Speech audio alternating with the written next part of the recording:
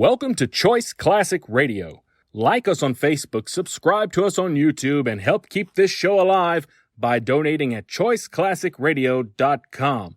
For more of your favorite old-time radio shows, join us on our companion podcast, Choice Classic Radio, Mystery, Suspense, Dramas, and Horrors, where we bring to you the most mysterious tales that the golden age of radio had to offer.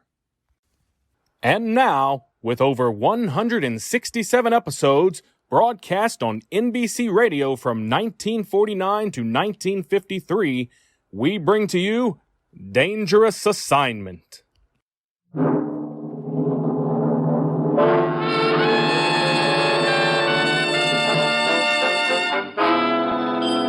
Dangerous Assignment, transcribed starring Brian Donlevy as Steve Mitchell.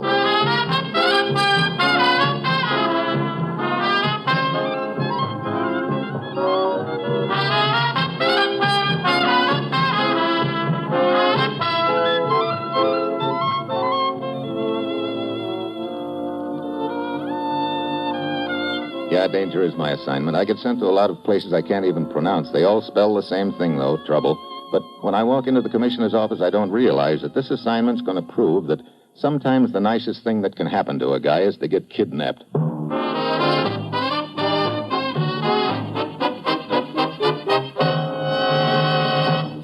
Morning, Commissioner. You sent for me? Steve, does the name Ellis Chandler mean anything to you? Ellis Chandler? Sure. Otherwise known as the notorious Colonel Chan, soldier of fortune. He's been in the Orient for years. Do anything for a fast buck. Right now, he's in the business of smuggling guns and ammunition into the islands of the South Pacific. That sounds like Chan, all right. He's operating an air freight line out of Port Moresby in New Guinea. We've kept our eye on him for some time. So far, we've been unable to find out who he's working for and where the guns are coming from. Oh, China, probably. Last night, as Colonel Chan was preparing to take off from the airstrip at Moresby, our men decided to close in. But he managed to get away in a hail of bullets. That guy is as slippery as an eel in a barrel of oil. He didn't get very far, though.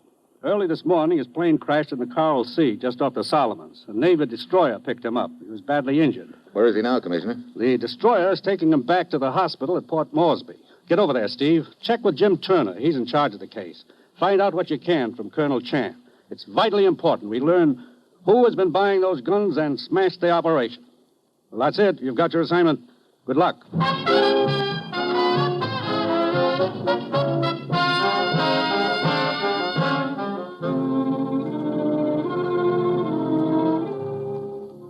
The National Broadcasting Company is presenting Dangerous Assignment, starring Brian Donlevy in the role of Steve Mitchell, colorful, two-fisted government agent.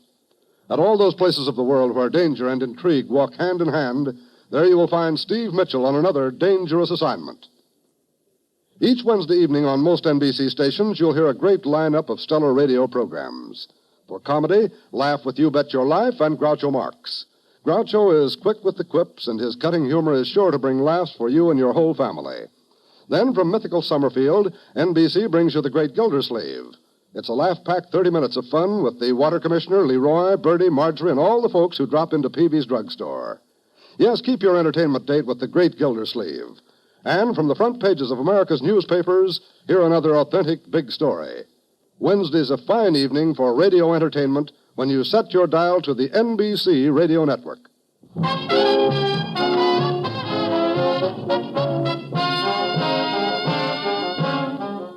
Sure, I've got my assignment. Get over to a hospital at Port Moresby in New Guinea, have a chat with the notorious Colonel Chan, soldier of fortune, and find out who hired him to run guns and ammo into the islands of the South Pacific. It's late Wednesday afternoon when my plane lands.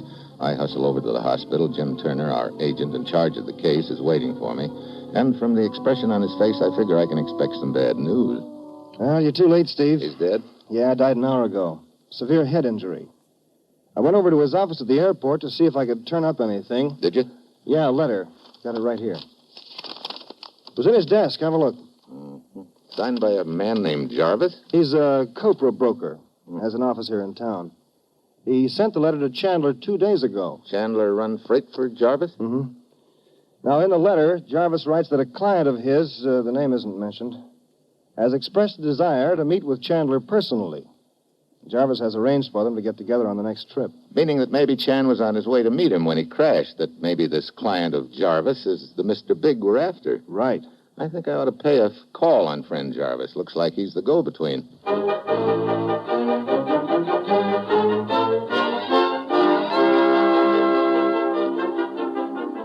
Come in, sir. Come in, please. Thanks. Sorry to bother you, Mr. Jarvis. Not at all, sir. Not at all. Your name is, Winchell? Mitchell. Steve Mitchell. Yeah. Hold on. My secretary said it was Winchell. Fool girl never gets anything right. Do sit down, please. I thought you might be able to give me some information. No, indeed. Pertaining to... An old friend of mine, Colonel Chan. Colonel Chan? Well, I don't believe that I am familiar His with... real name is Ellis Chandler. Ellis Chandler. The flyer? That's right. Well, by George, you mean to say that Chandler is the well-known Colonel Chan? Well, sir, that is a bit of news. Your old friend, sir? Yeah. They told me at the airport that he'd taken a shipment out. I didn't know when he'd be back. Oh, I see. I understand he runs quite a bit of freight for you. Oh, true. Copra, you know. Well, I'd hoped that if the shipment was yours, you might be able to tell me where I'd find him. Oh, well, I am sorry, Mr. Mitchell. I'm afraid I can't tell you. He wasn't flying for you then, eh? No, a busy man, our friend Chandler. Mr. Mitchell flies freight for a good many firms here in the area. I suggest you may inquire of them. Perhaps they could tell you. Yeah, I guess I'll do that, Mr. Jarvis. Oh, excuse me, please. Yes? Oh, yes, put him on, Miss Moon. It's a long-distance call from a client, Mr. Mitchell. Sure. I'll be on my way. I'm sorry I wasn't able to help you, sir. Well, thanks anyway.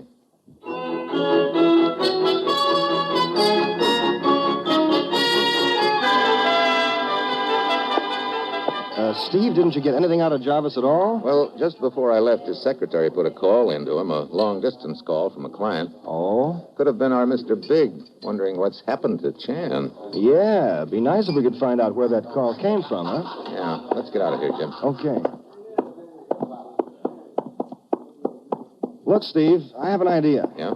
This secretary of Jarvis, Her name is Miss Moon. she'd know where that long-distance call came from. Sure. Is she the, friendly type? Very. Well, if we played our cards right... She might give out with some information, huh? You go back to the hotel. I'll check with you in a while. But what about Miss Moon? That's my cab over there, see it? Yeah, hey, there's a dame in it. Miss Moon? It isn't a mountain goat, Buster. I'll see you later.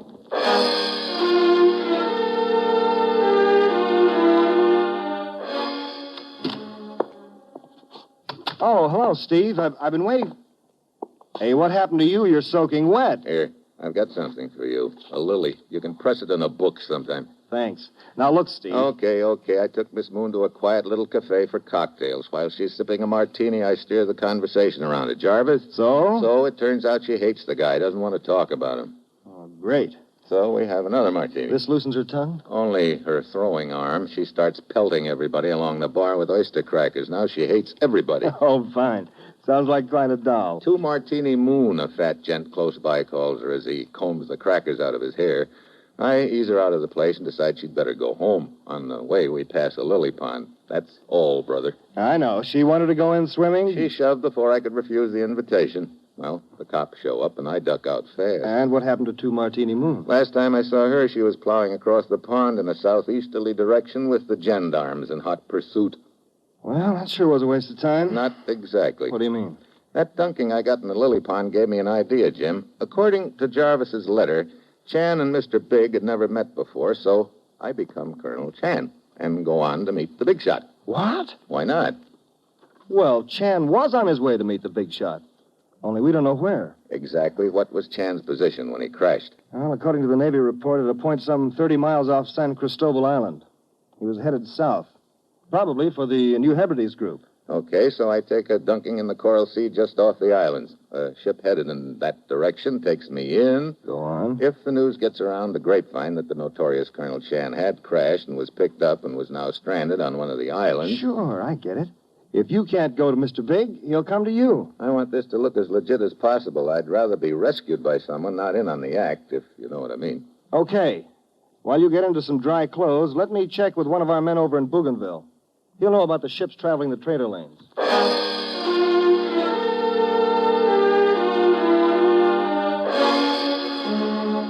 By sundown, we've completed our plans for Operation Sea Rescue. 2 hours later, I'm aboard a Navy flying boat, and we're well out over the Coral Sea, headed for the New Hebrides Islands. This is about as far as we go, Steve. Pilot's going to set her down. Exactly where are we, Jim? We're approximately 10 miles off Espiritu Santo. the largest of the islands. That where we're going? Yeah. Our rescue ship ought to be along in an hour or so. Just what you ordered. Oh? We found out there's a copra trader out of Bougainville. The skipper's a shady character named Wing Sue, affectionately known as Pigfoot. 2 toes? Oh, has a fondness for pickled pig's feet. He sounds real peachy. He's well known in the area, Steve. Has an in with the underworld, and he's always out for a buck. But watch your step, Colonel Chan. If the word's gotten out that the real Chan is dead back at Moresby, you'll wind up likewise. Don't worry, my will is made out. You'll get my bicycle clips.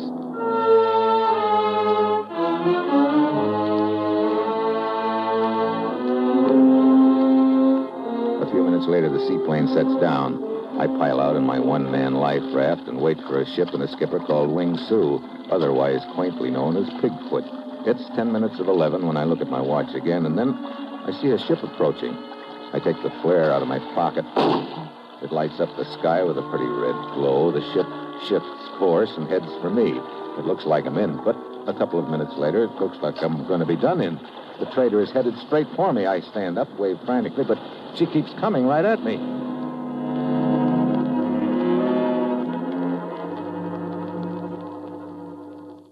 Steve Mitchell will continue his dangerous assignment in just a moment. 20 seconds from now, a fire will break out somewhere in the United States, causing untold misery and devastation. More than 11,000 persons are killed annually by these fires, many more are injured, and more than $700 million worth of property is lost. Now, the most tragic part of this statement lies in the fact that more than 90% of all fires in the home start through sheer carelessness and could be avoided. Here are a few simple rules of safety which will help you to protect your home and your loved ones from the ravages of fire. First, do not smoke in bed or discard lighted cigarettes carelessly. Second, clean out old newspapers, magazines, and other inflammable debris. Third, promptly repair all defective wiring and electrical equipment. If a wire looks frayed or worn, replace it at once. Fourth, use only those cleaning fluids which will not burn. And fifth, be careful with matches. Keep them out of the reach of small children. You can't afford to gamble with fire. The odds are against you every time.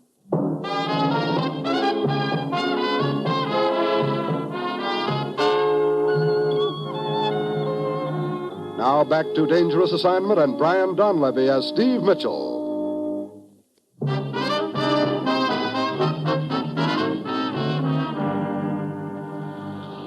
The boat's almost on top of me. I dive to one side as it hits the raft. Suddenly, a line drops beside me. I grab at it, get hauled up over the side of the copra trader. Waddling toward me along the deck is a pudgy gent with a big grin, and when I see what he's gnawing on, I know I've found my boy Pigfoot, all right. What's up? Most fortunate you're still alive. You're telling me? Most clumsy helmsman of mine almost hit you. What do you mean, almost? Very unfortunate accident. Accident? But happy ending, huh? Here. You like some Pigfoot? Not right now. It's very good. It's also my name, Pigfoot. Real name is Wing Sue, but friends call me Pigfoot. You call me Pigfoot too, huh? Thanks. Your name? Make it Joe. Oh, so? What happened, Joe? My plane got tired. Oh, so? Very happy for you, Pigfoot. Come along in his boat, huh? Yeah, thanks. Here. Money's a little soggy, but you can dry it off. Oh, so big bankroll. Have an excellent place to dry off money. Maybe you... Thanks a lot, but no thanks. I'll let the rest of it dry off in my own pocket. Where are we heading? Espirito Santo. Suits me. There is Navy patrol boat in area. Maybe you would like to be transferred to it, huh? Look, we should run into the patrol boat on the way in. I'd just as soon you kept me out of sight. Oh, so? And here's for doing it. Oh, so... what you say your name is? I told you. Call me Joe.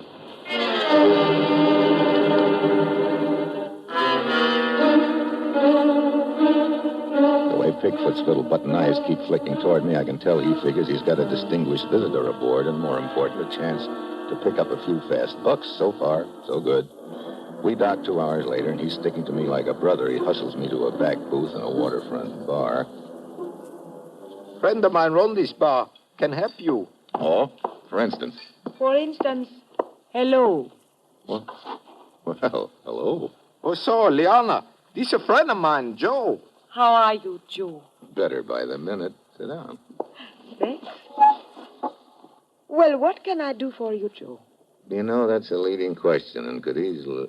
Hey, wait a minute. Are you the friend Pigfoot was telling me about, the one who runs this bar? That's right. Wait. Over there near the bar, the local law. Lieutenant Fabian. Hey, he's heading this way. Well, Leanna. Are you perhaps trying to get your license revoked? I don't understand, Lieutenant. I can't think of a better way than harboring undesirable characters here. Undesirable? Your friend, Colonel Chan. What? You Colonel Chan? So what? I thought I made it clear the last time you were here 2 years ago, Colonel Chan, that you are emphatically not welcome on this island. I'll give you exactly 2 hours to clear out. Don't push. I'll shove off when I get ready. I see. Very well. That's your attitude. You'll spend your time here locked up.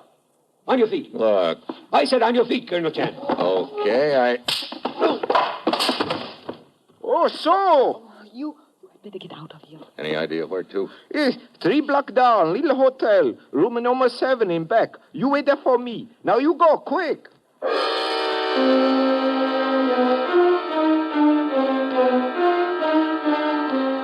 10 minutes later, I'm in a broken-down hotel room. Apparently, the plan is still working okay, and I just hope I didn't slug Lieutenant Fabian too hard. Quite an act he put on. 2 hours later, Bigfoot shows up. Oh, entire town buzzing with story how you clip officer, Colonel Chen. Oh? Be very difficult for you to get off island now. Oh, great. But can be arranged for $1,000. American. Well, ordinarily, I'd be delighted, Bigfoot, but it so happens I don't have $1,000 American. Or so. Well, perhaps you have friend with $1,000 American dollar, huh? Yeah, that's a thought. There's a guy I've been doing a little work for lately. Who is he? Where can I find him? You say the news about me is all over the island, huh? Oh, yes. Then just sit tight. I have a hunch he'll find you.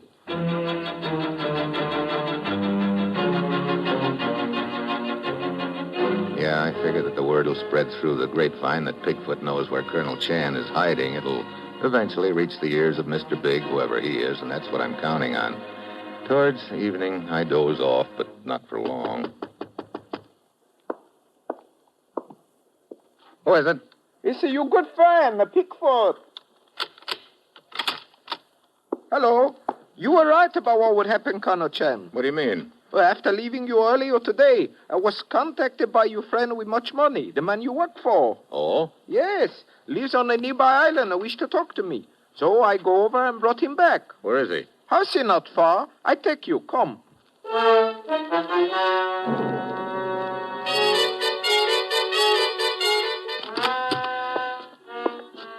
Hey, quite a joint. Yes. I'm glad you like it. What? Liana, why the gun? We want you to be our guest. You're Mr. Big? No, Colonel Chan. But we know who this Mr. Big, as you call him, is. And we believe you are quite valuable to him. Need I say more? No, I get it. You hold me for ransom, huh? Exactly. Pigfoot, you will make the arrangements. Guard, take Colonel Chan to the cellar.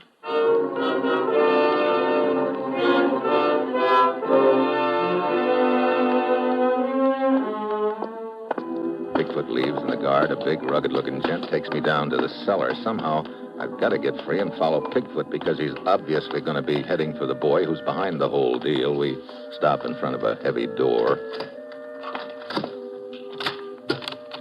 Inside. I walk into the room, then, just as he starts to close the door behind me, I suddenly throw my weight against it. It swings back into him. Before he can recover his balance, I nail him. I roll him into a quiet corner, climb out the window, and start after Bigfoot. I spot him down near the waterfront. He's covering every bar and dive on the street. He goes in, comes out a minute later, and moves on to the next one. He must be thirsty, Mitchell. What?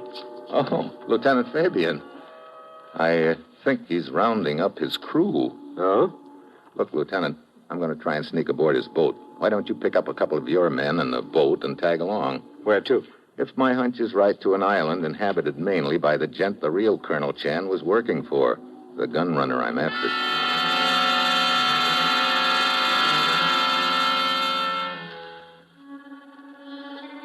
It's dark by now. I slip aboard Pigfoot's boat without being seen and find a hiding place. Pretty soon, Pigfoot and the rest of his crew come aboard, and we shove off.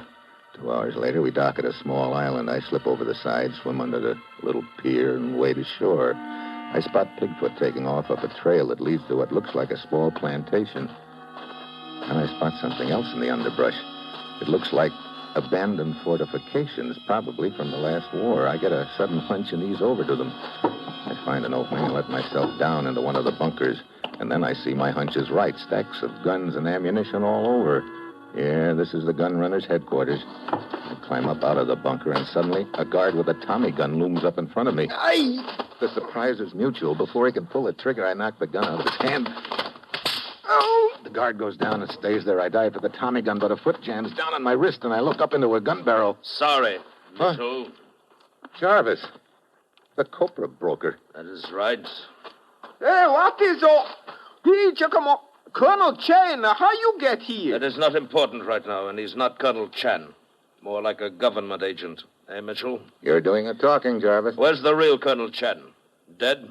If so, that saves me the trouble. You're the boy who's been running the whole deal, huh? That's right. Colonel Chan never knew that. I always posed as the go-between because I didn't want him to get any ideas about trying to take over from me. But he got ideas anyway, apparently. That's why you set up the meeting, to knock him off. Well, a plane crash saved you the trouble. Good. Now, after I take care of you... Please, what about the fee for Bigfoot, Mr. Jarvis? Are you kidding, Pigfoot? You tried to pull a fast one on Jarvis by holding me for ransom, but it didn't work. Oh, no, please. I was only trying to keep you in a safe place so I could deliver you to him. Take a look at his face, Pigfoot. You think he's going to buy that story? You know too much now. The only payment you'll get from him is a slug. Oh, no. Don't listen to him, Pigfoot. He's talking crazy. As soon as I take care of him, we'll have You're next in line, Pigfoot, and you know it. Oh, so sorry, but I better leave now. Stay where you are. No, Don't move! Jarvis takes his eyes off me just a moment to swing his gun toward Pigfoot. That's what I'm waiting for. I grab his arm. I'll take that. Come on now, Chico. Hey, Pigfoot! You left your sandals. Mitchell, Huh? Oh, Lieutenant Fabian. we rounded up Jarvis's men. Our friend Pigfoot seems to be in a hurry. I'll guarantee he's never moved that fast before. Want him picked up? After all, he tried to kidnap you. But he also helped me a moment ago when he made a break like I was counting on him to. Now, let's figure he squared things up there. All right. Perhaps we can use him again sometime anyway. I say, look at him go. Go. Man, he's gone. Real gone.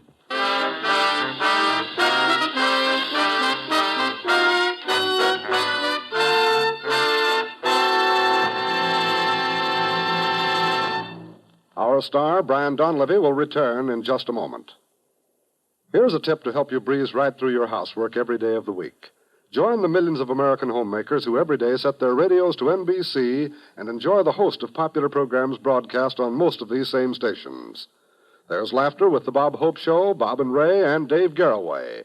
Meredith Wilson brings informal chatter and music to suit every taste on his show Every Day, while Tommy Bartlett presents Welcome Travelers from Chicago.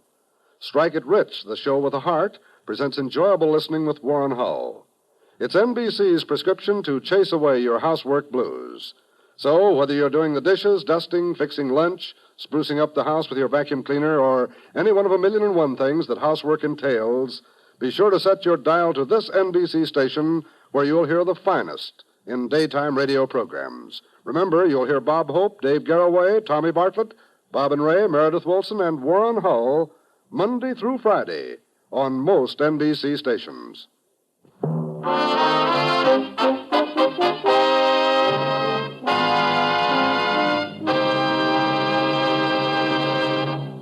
Next week, London. I've got to catch a killer who's got a 7-year head start. And that will be Steve Mitchell's dangerous assignment next week.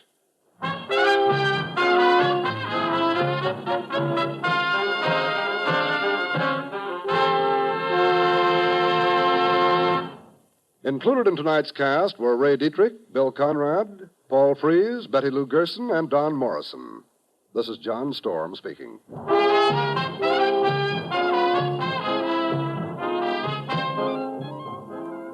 Dangerous Assignment, starring Brian Donlevy in the role of Steve Mitchell with Herb Butterfield as the commissioner, is written by Bob Reif and Adrian Jandot and is directed by Bill Karn. Be with us again next week at this same time when Brian Donlevy, starring in the role of Steve Mitchell, will embark on another transcribed Dangerous Assignment. Tomorrow, hear both Father Knows Best and Truth or Consequences on NBC.